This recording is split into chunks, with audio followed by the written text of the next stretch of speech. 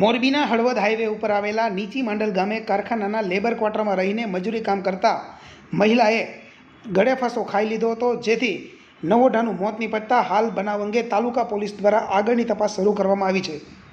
મોરબીના હળવદ રોડ ઉપર નીચી માંડલ ગામ આવેલું છે, ત્યાં કારખાનાઓ આવેલા છે અને કારખાનાઓ પૈકીના એક કારખાનાના લેબર ક્વાર્ટરમાં રહીને ત્યાં મજૂરી કામ કરતા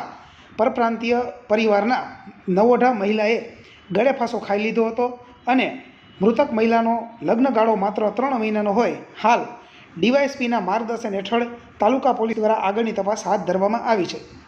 આ સંદર્ભે બપોરે 1 વાગે તાલુકા પોલીસ સૂત્રોમાંથી મળતી માહિતી પ્રમાણે મોરબીના હળવદ રોડ ઉપર નીચી માંડલ ગામે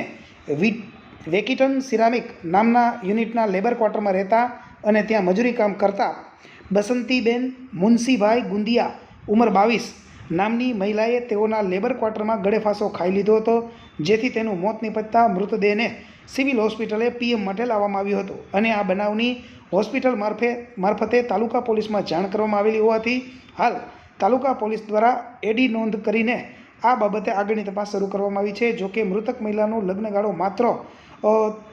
3 મહિનાનો હોય, નવોઢાએ કયા કારણોસર અંતિમ પગલું ભર્યું તે દિશામાં હાલ ડીવાયએસપીના માર્ગદર્શન હેઠળ તાલુકા પોલીસ આગળની તપાસ ચલાવી રહી હોવાનું સૂત્રોમાંથી જાણવા મળેલ છે।